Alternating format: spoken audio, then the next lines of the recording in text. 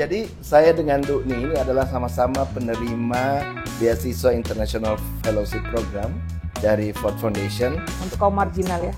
Kaum marginal, saat ini pun sebenarnya sisa-sisa marginal itu masih ada. Walaupun, nah ini, jadi kami sama-sama lulusan University of Hawaii. Makanya dulu kan namanya Dharma Wanita. Iya benar. Bukan Dharma Perempuan. Dharma Perempuan. Itu dikatakan bahwa kita bisa saving money luar biasa dengan ini unpaid labor loh ya. Iya, unpaid labor loh. Kegiatan ekonomi dan perempuan memang lebih cenderung memilih pekerjaan yang lebih tidak mengikat. Lipstick itu hanya sekedar nama, tetapi kemudian dia bisa berkembang. Bisa. Kalau saya kan sepatu contoh gitu. YouTube Musik Itu Politik bersama orang hebat di samping saya, Dede Yusuf, seorang pelaku kreatif, seorang aktor, dan yang lebih membuat saya kaget adalah dia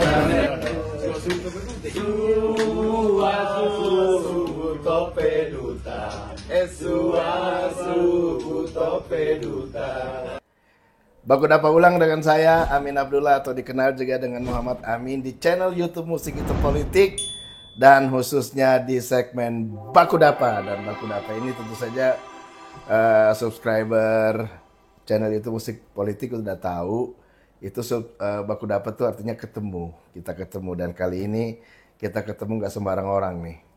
Ini politisi ketiga yang ada di channel YouTube Musik Itu Politik, yakni Dr. Nihayatul Wafiroh.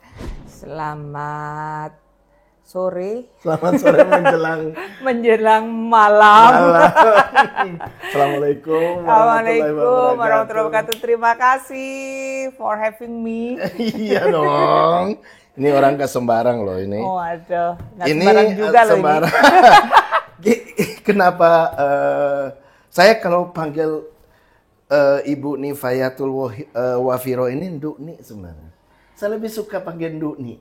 Jadi saya dengan Dukni ini adalah sama-sama penerima beasiswa International Fellowship Program dari Ford Foundation. Untuk kaum marginal ya? Kaum marginal. Saat ini pun sebenarnya sisa-sisa marginal itu masih ada. Walaupun, nah ini, jadi kami sama-sama lulusan University of Hawaii. Hawaii dong. Hawaii. Dan beliau sekarang adalah wakil ketua Komisi 9 DPR RI. Iya. Makanya nggak sembarang kan. Itu membidangi kesehatan. Jadi bidangnya 3, kesehatan, ketenaga kerjaan, dan kependudukan. Jadi mitra saya itu dulu hanya 2 kementerian, tapi karena sekarang di era Pak Prabowo Gibran ini kementeriannya jadi berkembang, jadi beberapa badan sudah jadi kementerian. Jadi bidang saya ini Kementerian Kesehatan, Kementerian Ketenagakerjaan, Kementerian Kependudukan, dan kita dulu BKKBN. Jadi saya pun juga masih hafalan. Kementerian Kependudukan dan Pembangunan Keluarga. Kementerian KPK, Kependudukan dan Pembangunan Keluarga. Lalu dulu yang BP2MI sekarang menjadi Kementerian Perlindungan Pekerja Migran Indonesia. Lalu ada juga Badan Pengawas Obat dan Makanan, BPJS Kesehatan, BPJS Ketenagakerjaan, dan yang terakhir masuk di Komisi 9 Badan Gizi Nasional. Oh, Badan Gizi Nasional dan kaitannya dengan makan bergizi gratis ya. MBG. Ini yang salah satu menjadi ikon atau ya program unggulan. Program unggulan. Ya. Saya nggak tahu apakah kita akan sampai ke situ, tetapi sebelum kita ketemu kan kita udah sepakat bahwa topik yang akan kita mau bahas ini adalah perempuan sebagai tulang punggung ekonomi. Ya. Ya. Dan yang menarik kita sempat saya sempat disemprot.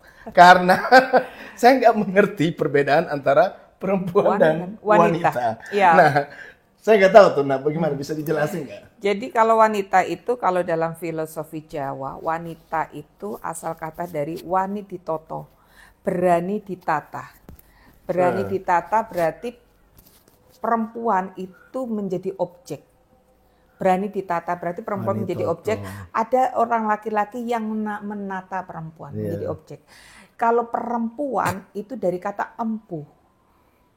Kayak Mempunyai. empu itu pemilik. Pemilik. Berarti kalau kita ngomong perempuan, berarti perempuan itu adalah pemilik dari tubuhnya, pemilik dari masa depannya. Dia menjadi subjek ya, menjadi subjek untuk melakukan sesuatu. Tapi kalau wanita dia menjadi objek. Nah, tuh orang yang bukan orang Jawa tuh harus tahu. Tapi makanya kan sekarang kan pemberdayaan perempuan, bukan pemberdayaan wanita. Menteri Pemberdayaan Perempuan dan Perlindungan Anak. Betul. Bukan Menteri Pemberdayaan Wanita.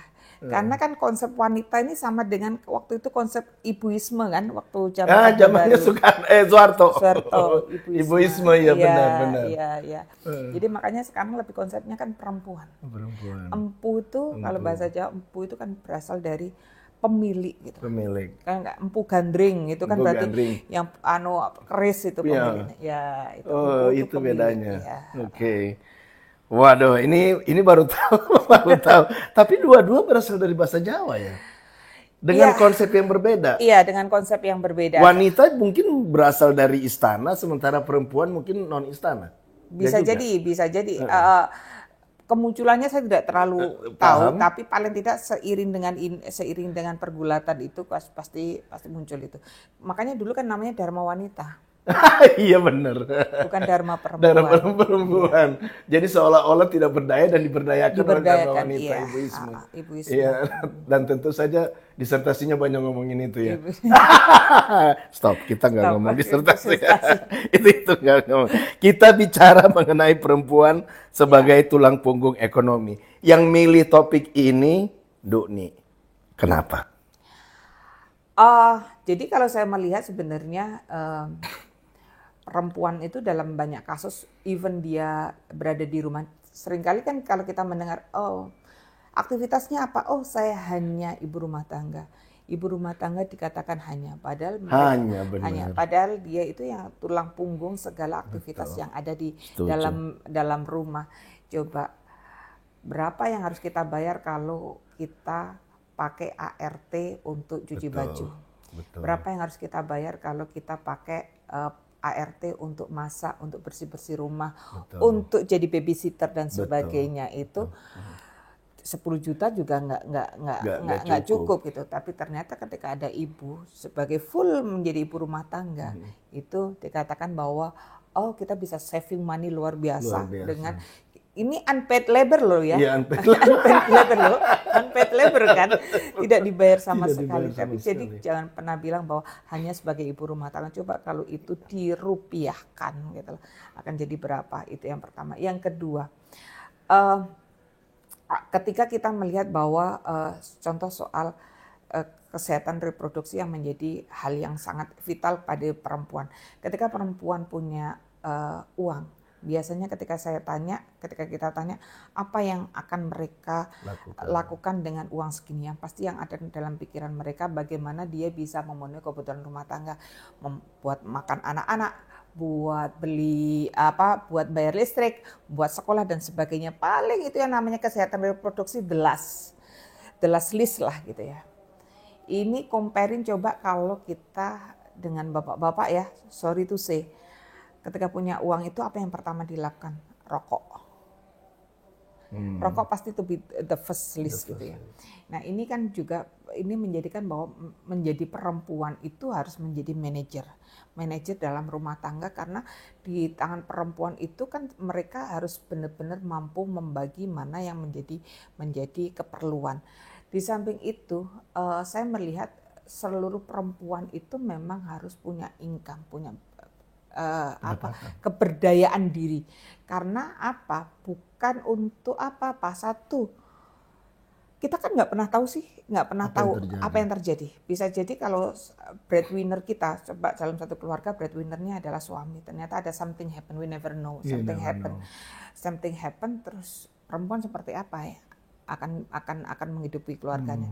Terus yang kedua, banyak sekali kekerasan dalam rumah tangga itu basisnya adalah persoalan ekonomi. Perempuan dengan adanya kemampuan ekonomi, dia lebih punya bargaining position, lebih punya power untuk melakukan bahwa saya ini punya income sehingga saya mampu untuk satu, saya eh, bayar langganan gym. Yang itu mungkin kalau kita punya uang dari suami itu mungkin list yang paling terakhir gitu. Oh, dengan punya ini berarti saya bisa ngambil kursus apalagi yang untuk bisa me time saya dan sebagainya. Jadi ada bargain position untuk dia mengembangkan diri. Dan saya pikir mencari finansial bagi perempuan itu juga bagian dari rasa syukur kan. Rasa syukur kita ini sudah dikasih kenikmatan luar biasa, dikasih kemampuan otak, dikasih kemampuan waktu, kesehatan. Kalau kita tidak bergerak, berarti kita bagian dari yang tidak mensyukuri nikmat yang diberikan sama Allah. Tapi bukan berarti orang yang tidak punya income sendiri bukan berarti mereka salah.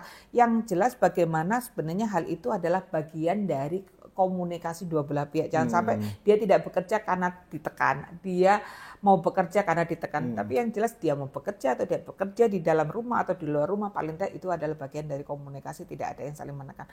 Karena saya termasuk orang yang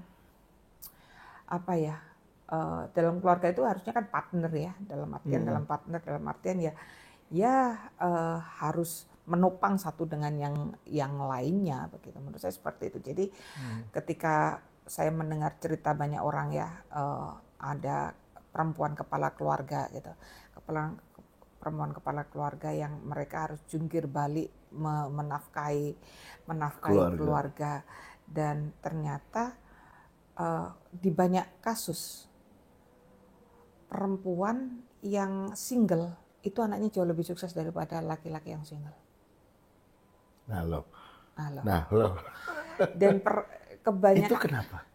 Apakah ada persoalan karena psikologis? kalau perempuan bisa jadi bapak sekaligus, tapi kalau laki-laki tidak bisa jadi ibu sekaligus. Make sense. Karena biar bagaimanapun seorang anak itu dengan ibu beda. Jadi kalau ibu ditinggal, contoh punya anak kecil-kecil 3 tahun gitu ya. Satu umur 2 tahun, satu umur 3 tahun, satu umur 5 tahun, contoh seperti itu. Ditinggal suaminya meninggal. Ibu ini bisa tetap nyepokin anaknya, bisa tetap nidurin anaknya, bisa ikut tetap nyuapin anaknya, ngomong anaknya.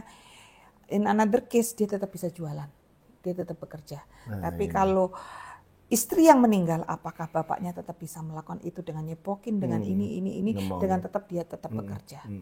Karena kalau ibu bisa jadi bapak sekaligus, tapi kalau bapak belum tentu bisa jadi ibu sekaligus. Waduh. Ini kayaknya jadi judul podcast nih. Judulnya ini bapak, ibu bisa jadi bapak bisa jadi ibu. Karena kalau lihat di samping kanan kiri kita coba, ternyata banyak single mother itu yang lebih memilih untuk ini kan, untuk memilih single sampai anaknya besar daripada yang single father ya. Yeah. Mereka lebih memilih anak single mother itu lebih memilih untuk membesarkan anaknya. Jadi itulah yang saya katakan bahwa perempuan itu memang harus tough untuk sisi ekonominya itu harus benar-benar mereka ketika mereka bekerja itu bukan hanya sekedar ini, tapi ya bagian dari, kalau kebetulan suaminya mampu menghidupi dia berarti itu bagian dari aktualisasi diri. Ini sejauh ini kelihatannya udah luar biasa, ini udah kayak 1 semester kuliah mengenai bagaimana perempuan dalam konstelasi budaya Indonesia ya. Saya setuju bahwa bahkan di Amerika itu dikatakan bahwa wife house itu sebenarnya karir. Dengan alat ukurnya adalah kesuksesan suami dan kesuksesan anak-anaknya. Itu indikatornya, outcome-nya. Terus kemudian tadi yang complementary each other. Jadi saling mendukung satu sama lain, komunikasi sama lain. 2 kata itu kata kunci yang saya kira luar biasa. Ini rugi kalau kalian gak nonton ini. Sebenarnya cuman podcast ini kan dia fokus pada kebudayaan dan ekonomi kreatif. Tadi sepertinya bahwa ibu rumah tangga itu tidak boleh hanya disebut hanya dan kemudian complementary each other menjadi salah satu kunci. Sebetulnya kita udah selesai persoalan kebudayaannya. Bahkan tadi itu perbedaan antara wanita dan perempuan itu sangat mewakili ideologi yang berbeda untuk melihat perempuan. Nah, sekarang sisi ekonomi kreatifnya. Ini data. Data menunjukkan bahwa jumlah perempuan usia produktif itu 84,5 juta. Oke. 43% tidak berpartisipasi dalam angkatan kerja. Sudah terjawab tadi. Tidak boleh mengatakan bukan hanya sebagai Ibu rumah tangga. Gak bisa, Iya. itu juga karir. Karir. Ke outputnya Itu pilihan, jelas. iya. Iya, itu pilihan. Itu outcome-nya juga jelas. Jelas, anak-anak Karir suami dan karir anak-anak. anak-anak juga. Oke. Tetapi partisipasi dalam perempuan dalam di bidang ekonomi kreatif itu 56,62%. Artinya lebih dari setengah, bahkan mengalahkan laki-laki, gitu. Nah ini menarik. Terus kemudian 60% itu hanya saja partisipasi perempuan di bidang ekonomi kreatif itu biasanya 60% itu informal. Iya. Nah ini ada komentar. Jadi coba lihat masa COVID, yang paling survive itu siapa? Saya bisa katakan nggak tahu sudah ada penelitian atau belum. Yang paling survive orang-orang yang ketika masa COVID itu adalah perempuan, karena perempuan banyak bekerja secara informal. Betul. Dia tidak kena layoff. Layoff maksudnya? Tidak kena Pemutusan hubungan kerja. Oh iya. Ketika masa COVID, kita tahu bahwa ketika masa COVID itu yang paling bisa survive adalah UMKM. Ketika kan mereka bekerjanya dari rumah, kita semua belinya secara online dan sebagainya. Semuanya loh, saya sampai kadang orang lihat, emang ada ya orang beli kaos kaki itu online? Iya benar. Saya tuh sampai, Heneng ada loh yang beli kaos kaki online. Oh ada ya, saya sampai iseng lihat di story teman-teman gitu. Oh ternyata ada, dan ternyata itu yang banyak menjalankan adalah perempuan. Dari rumah mereka bisa melakukan, dan bagaimana perempuan yang tidak punya modal bisa doorstop dan sebagainya, yang belinya di tempat lain yang dikirimkan dan sebagainya. Itu saya pikir adalah kemampuan perempuan untuk survive, dan itu mereka melakukan di rumah. Informal itu menunjukkan bahwa sebenarnya kita ini sekarang sudah mulai terbuka terhadap kegiatan ekonomi, dan perempuan memang lebih cenderung memilih pekerjaan yang lebih tidak mengikat. Karena freelance. Karena perempuan ini kan tanggung jawabnya double ya. 24 jam. Tanggung jawabnya double. Satu sisi kita harus punya income, satu sisi kita harus menyandang sebagai istri yang baik dan ibu yang baik. Iya. Ibu yang baik itu apa? Ibu yang selalu ada buat anaknya. Istri yang baik itu yang apa? Istri yang baik ketika suaminya pulang kerja, istrinya ada membikinkan teh dan kopi. Iya. Kind of gitu. Iya, kind of. Tapi bagaimana dia tetap bisa mendapatkan income? Makanya dia lebih memilih pekerjaan informal. Dengan pekerjaan informal itu dia lebih elastis. Jadi ada di Banyuwangi itu kan seberangan dengan Bali ya. Jadi ada satu kelompok koperasi yang mereka itu membuat kerajinan yang dari monte yang dari kecil-kecil yang biasanya dibuat dompet atau apa yang dikirim ke Bali. Mereka itu ngambil dari juragan yang habis itu mereka kerjakan sambil nungguin anak sekolah TPK, sekolah TK gitu, ditungguin sambil ngerjakan bikin dompet, bikin ini. Harganya itu sekali satu dompet itu paling 10.000. Ketika kita dijual di Bali harganya 25.000 gitu. Tapi mereka melakukan itu lumayan Bu, dalam sehari bisa dapat 1 atau 2 gitu, dapat 20.000. Dan mereka masih tetap bisa nungguin anaknya sambil sekolah TK, sekolah ini. Nah, ini menunjukkan sebenarnya perempuan tuh pintar dan mereka selalu mencari peluang untuk melakukan itu. Disitulah sebenarnya saya berpikir bahwa ekonomi kreatif ini perempuan yang paling punya potensi untuk berkembang di ekonomi kreatif itu adalah perempuan. Betul. Yang namanya jajanan itu kan luar biasa. Saya itu di keluarga saya itu kan di pesantren ya, di rumah itu ada 7.000 santri. Yang kalau istilahnya jual apapun jadi dengan 7.000 santri pasti ada konsumennya. Itu saya lihat sepupu saya pinter amat sih bikin jajanan apapun bisa dijual, dan itu kebanyakan adalah perempuan yang bergerak gitu loh. Karena yang asumsi memang dalam pikiran masyarakat Timur bahwa yang laki-laki itu harus pekerjaannya di luar rumah. bekerjanya kantoran, yang perempuan bekerjanya di rumah. Bisa jadi padahal yang di rumah income-nya jauh lebih gede. Ya, Gitu. benar-benar. Jadi lebih gede. Dan kemudian dia bisa menggunakan, ini zaman digital ya. Iya, Dia kemudian bisa menggunakan TikTok, dia bisa menggunakan apa untuk mempromosikan Iya. apa namanya Hasilnya dagangannya. itu, ya. Jadi kemarin saya sempat ngobrol dengan salah satu teman. Dia dia waktu itu ngelola salah satu iklan sabun cuci piring yang sangat dekat dengan masyarakat. Saat itu dia punya untuk membuat 1.000 agen dari sabun ini. Dia itu selama berapa bulan mentraining 1.000 orang perempuan. Di trainingnya apa? Di trainingnya cara untuk selling ke masyarakat dari door to door. Digital marketing. Digital marketing. Di trainingnya bagaimana memfoto. Iya. Di trainingnya bagaimana Packaging. mengemas dan sebagainya. Packaging.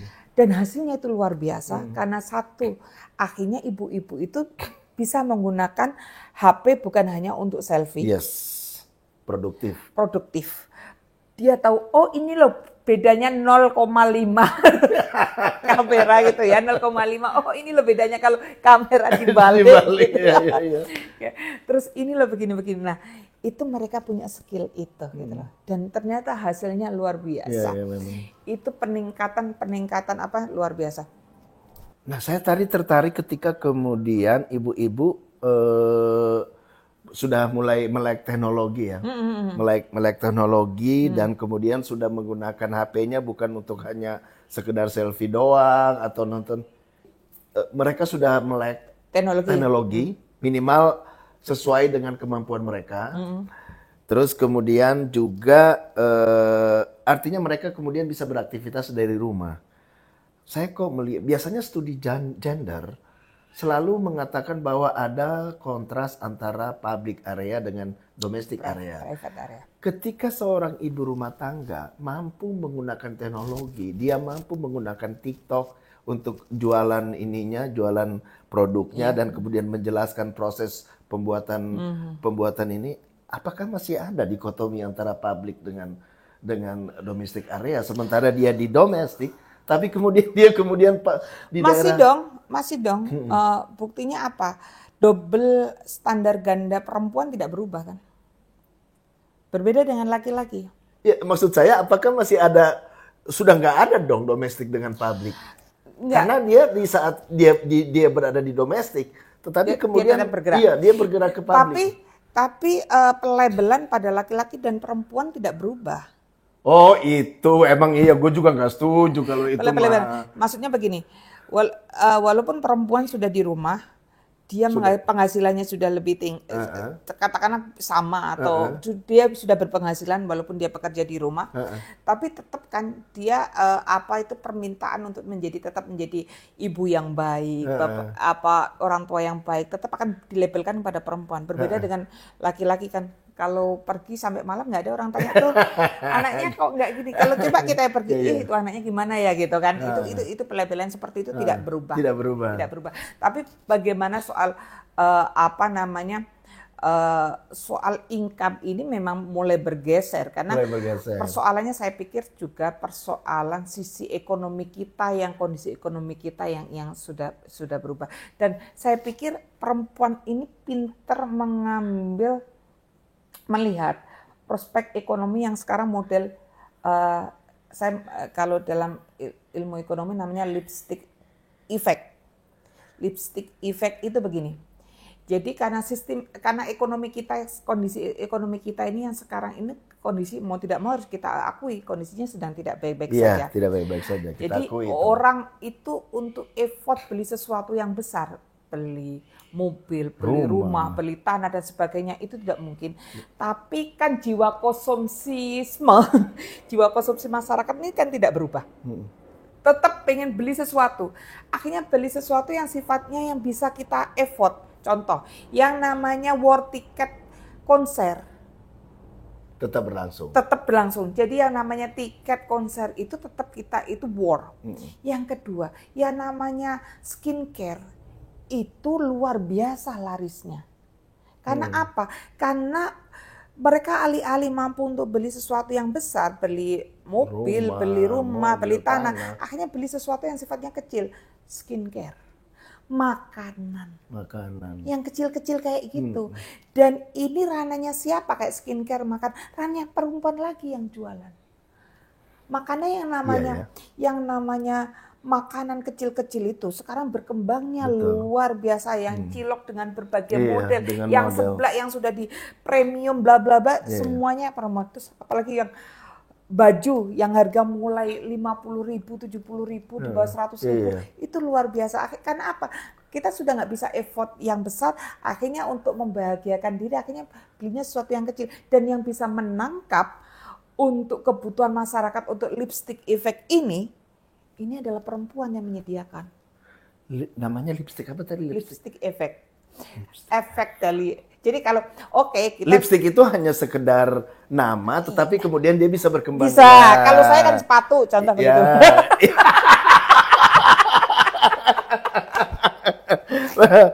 Oke, kita dapat satu istilah lagi, lipstick effect. Jadi kan kalau lipstick itu kan orang bisa effort untuk beli gitu loh. Jadi beauty. Memang ini data memang menunjukkan bahwa 60% informal tadi udah dijelasin bagus banget. Terus kemudian dia fashion, kuliner dan kria. Benar, kuliner. Tadi begitu banyak jajan-jajanan kecil, jajan-jajanan kecil, kria, fashion, baju. Tapi ini juga adalah kecantikan. Skincare itu kecantikan. Yeah.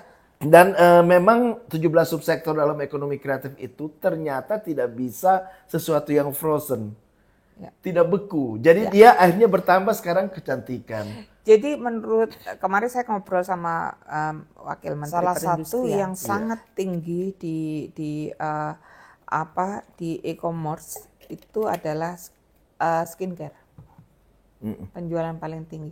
Itu salah satu dari lipstick effect. Faisal Basri sempat menulis soal itu sih. Yang menarik adalah bahwa ternyata itu diakibatkan ketidakmampuan untuk membeli effort yang lebih besar-besar seperti rumah, seperti tanah dan ini juga sebenarnya terjadi di dunia pariwisata. Jadi anak-anak mungkin Nduk nih perhatiin bahwa generasi Gen Z sekarang mereka cenderung tidak mau punya rumah.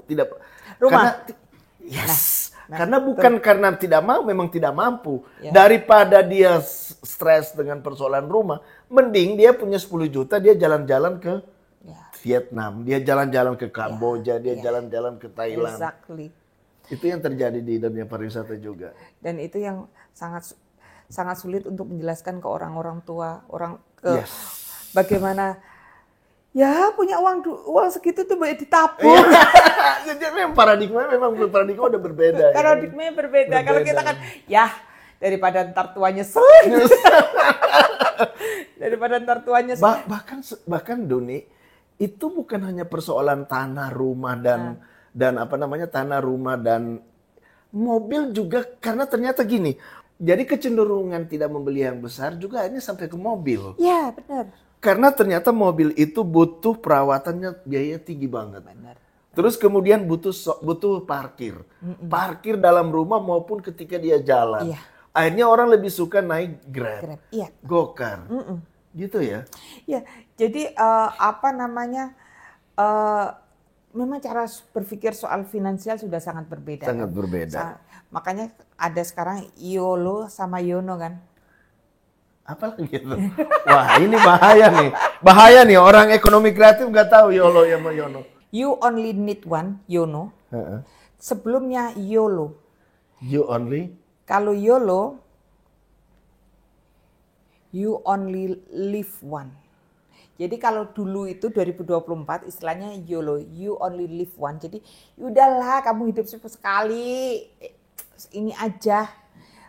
Jalan-jalan aja, nggak perlu nabung dan sebagainya. Itu anak-anak sekarang. Tapi ada sekarang YONO, you only need one. Udahlah, kalau butuhnya sepatu satu ya udah satu doang, nggak usah ganti-ganti gitu. Ada lagi yang seperti itu. Jadi kalau itu juga anak-anak sekarang kan modelnya, ya kita hanya hidup sekali kok, ya udahlah enjoy. Sama dengan soal rumah itu. Bayangkan kalau kita punya rumah, kita kan akan bosen 10 tahun lagi.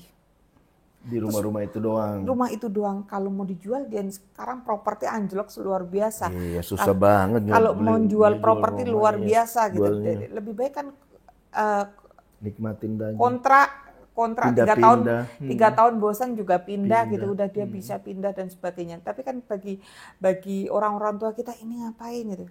Ini hal yang lucu ya. Jadi pernah sih suatu saat saya itu pergi ke ya memang habis kampanye yang sangat boring saat itu. Saya pergi ke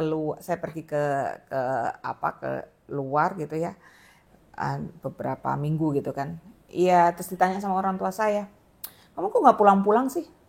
Saya waktu jawabnya, "Refreshing Bu, habis kampanye capek banget. Kemarin 1 tahun, 2 tahun kampanye capek lah gini-gini." Terus kata ibuku langsung di voice note sama ibuku, "Ya orang stres tuh ya jalan keluarnya nggak kayak gitu. Banyakin ngaji." Ya, yes. Apalagi keluarga santri ya. Padahal Doni soal keluarga iya, santri. padahal kita ya hanya pengen jalan, pengen jalan. Tapi ya maksudku, ya ini aku menjelaskan ke orang tua aja perspektifnya udah berbeda, apalagi orang tua aku ke anakku gitu, pasti juga perspektifnya berbeda. Nah, ini yang menjadi challenging kita, bagaimana juga mendidik financial freedom ke anak sekarang itu juga berbeda pasti kan juga. Kalau kita dulu financial freedom itu pokoknya uangnya dikumpulin, ditabung biar kita nanti umur 50, umur 60 sudah financial freedom gitu kan. Financial freedom itu dalam artian nggak memberati anak dan sebagainya itu. Tapi kalau anak sekarang financial freedom itu ya kita nggak usah mikirin, yang penting kita sendiri. Kita nggak perlu mikirin anak kan punya hidupnya sendiri gitu kan. Nah itu ya. So many things sekarang harus beradaptasi. Ya. Nah, balik soal perempuan tadi, saya pikir juga banyak perempuan yang sekarang sudah adaptasinya juga luar biasa menghadapi hal-hal seperti itu. Bagaimana mereka sudah tidak lagi bisa mengatakan bahwa ya saya pilihannya di rumah ya tidak apa-apa. Cuman sekarang ini memang ya gimana ya, namanya hamil, punya anak itu butuh gizi kan. Iya. Dan gizi itu butuh uang. Walaupun kata anak saya, kan sekarang sudah ada makan bergizi gratis. Cuman sekali Mas siang, malam enggak, pagi enggak. Kan sekarang sudah ada makan bergizi gratis semua gitu loh. Jadi makanya sekarang berefeknya sampai persoalan bagaimana anak-anak sekarang menikah pun juga mau simpel. Betul. Ngapain mau walimah yang gede-gede? Mending uangnya mah disimpan jadikan rumah atau jadi modal usaha atau S2. Dah. Belikan ruko udah jadi. Itu bener. Yang maknya ini dikomplain tetangga apa enggak? Iya ya. Iya. Terjadi perubahan ya. Perubahan yang luar biasa. Bayangkan orang di Sulawesi itu kami itu hidup untuk nikah.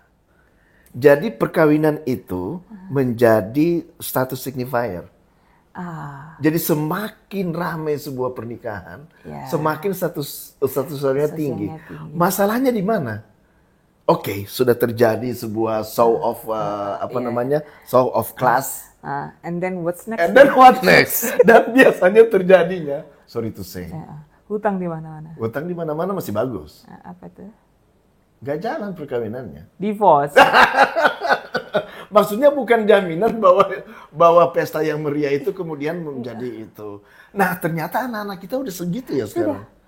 Jadi, aku udah diwanti-wanti. Mama gitu. Kalau aku sudah pada posisi oke. Tapi tidak dengan generasi atas. Aduh. Ini mendiskusikannya panjang ibuku.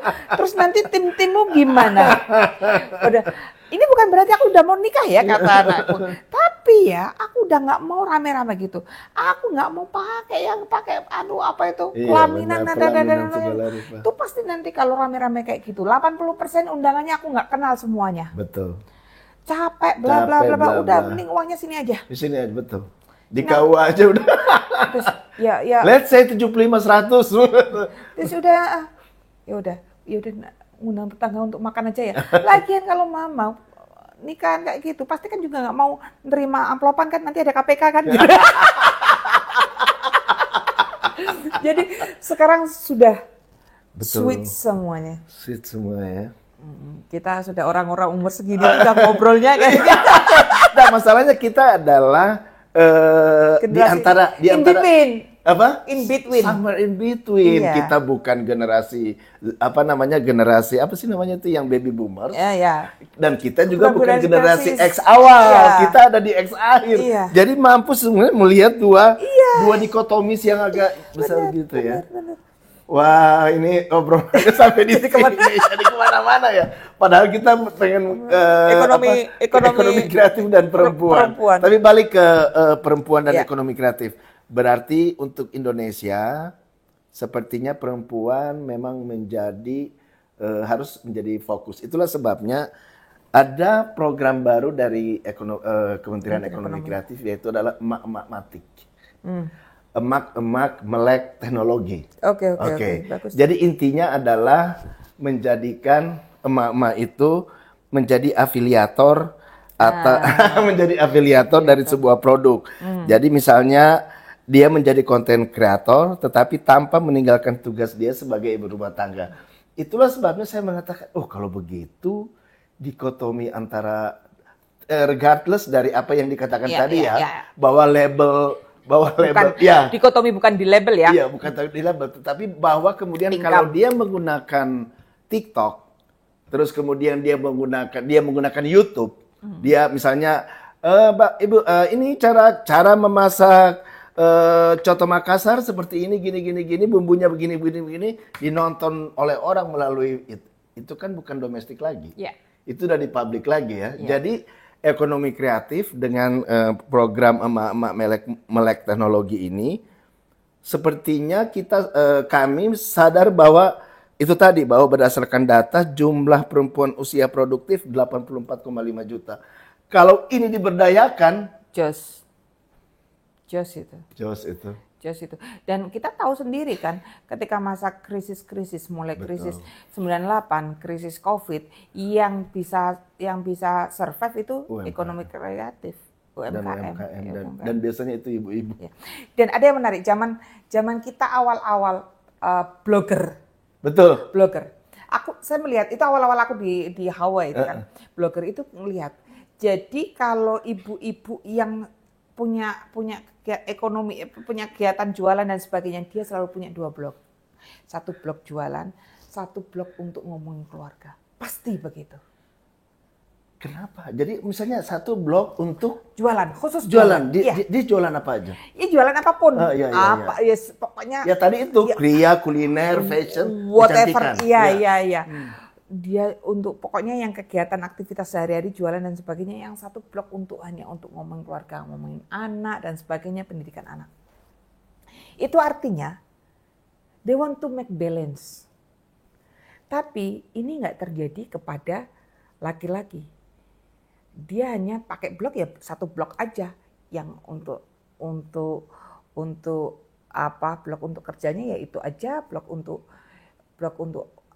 keluarganya ya kadang-kadang kala-kala gitu ya, kala-kala muncul gitu. Tapi kalau perempuan itu seperti itu.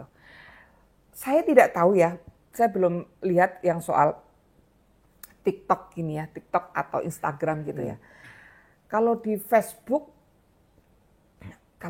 itu memang masih yang paling populer ya, apalagi di Indonesia Timur ya, masih majority masih Facebook gitu loh. Itu apakah juga modelnya seperti itu? Yang satu bikin akun sendiri gitu. Jadi kalau saya lihat itu usaha untuk melakukan balancing untuk kehidupan mereka, yang satu tetap ingin dapat income, satu lagi untuk tugasnya sebagai ibu rumah tangga. Iya. Luar biasa ini wanita ini ya. Again. Wanita itu wani ditoto, perempuan itu adalah yang mempunyai otoritas terhadap tubuhnya dan masa depannya sendiri dan masa depannya sendiri dan pemikirannya sendiri. Luar biasa. Dan itu kemudian bisa mempengaruhi dari ketika kemudian perempuan ini masuk dalam dunia ekonomi kreatif, dia mempunyai otoritas, dia mampu untuk membuat balancing. Balancing ketika dia kemudian dia sebagai berumah tangga dan dia sebagai pelaku ekonomi kreatif. Dan sepertinya Coding Mom, kita pernah bikin Coding Mom, tapi waktu itu membuat website ya. Membuat website, tapi sekarang udah zamannya udah berubah lagi menjadi afiliator bahkan. Ya, jadi produk-produk itu langsung dipromosikan oleh ibu-ibu rumah tangga, emak-emak, namanya emak-emak Matik. Dan oke, sekarang kita mungkin sudah di ujung dari podcast ini. Seru banget. Kemana-mana gitu. Kemana-mana, tapi nggak apa-apa. Kemana-mana. Seru banget. Tetapi intinya udah dapet ya balancing bahwa biar bagaimanapun juga. Luar biasanya itu menurut saya sih. Ketika dia masuk di area ekonomi kreatif pun dia berusaha untuk balancing. Adaptingnya perempuan tuh jauh lebih ini. Karena kan sebenarnya ketika jadi adapting perempuan itu kan dimulai dari tubuh dia. Dari tubuh badan dia. Adaptingnya kan mulai dari dia masa kecil, habis itu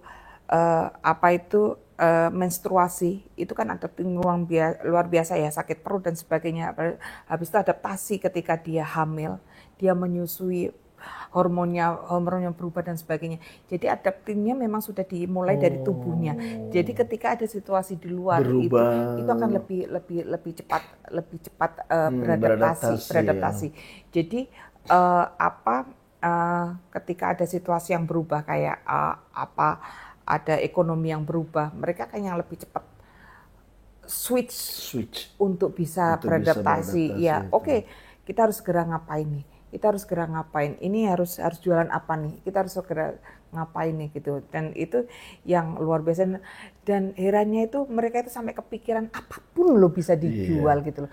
Dan kalau sudah pada mentok itu sudah pada tidak ada pada posisi malu dan sebagainya. Coba lihat aja yang sekarang dengan segala jilbab fashion kita kan sentral ya sekarang di Asia ya. Fashion kita Malaysia dan sebagainya jauh lah ya, semuanya Muslim fashion gitu. Itu semua siapa ya? Perempuan. Dan mereka berasal dari sesuatu yang mereka remeh-temeh di rumah, yang bengong gitu, yang Button Scruff kemarin cerita ya, hanya saya bengong aja di mall, nganggur muter aja, habis itu punya ide seperti itu kan. Jadi whatever itu dimanapun kondisi apapun ternyata itu bisa, dan ternyata yang luar biasa itu. Dan salah satu mimpi saya saat itu adalah saya tuh waktu itu pengen punya home industry yang bisa perempuan bergerak. Makanya di pesantren saya itu kita ada warung khusus di pesantren yang itu masyarakat sekitar tuh bisa menitipkan jualannya di situ. Jadi contoh nih, jualannya nggak boleh sama nih, contoh gitu. Oke, pisang goreng 12 gitu ya. 12 itu yang 2 menjadi labanya pesantren. Tapi yang 10 mereka gitu. Jadi mereka hanya nitipkan barang di situ, yang jualan yang punya tempat adalah pesantren gitu. Itu pun ternyata hasilnya dari situ bisa sama pesantren, bisa untuk belikan mobil kesehatan sampai begini, dan itu masyarakat sekitar yang bergerak, dan yang saya lihat semuanya perempuan semua. Jadi ketika mereka tetangga-tetangga saya perempuan itu semua luar biasa. Jadi ketika santri libur ya otomatis langsung miskin semua. Makanya ketika COVID itu santri di karantina itu, kompensasi kita kan kita banyak dapat sumbangan sayur mayur dari masyarakat, dari orang. Itu yang sayur mayur itu bukan untuk santri, karena santri udah dapat makan dari negara.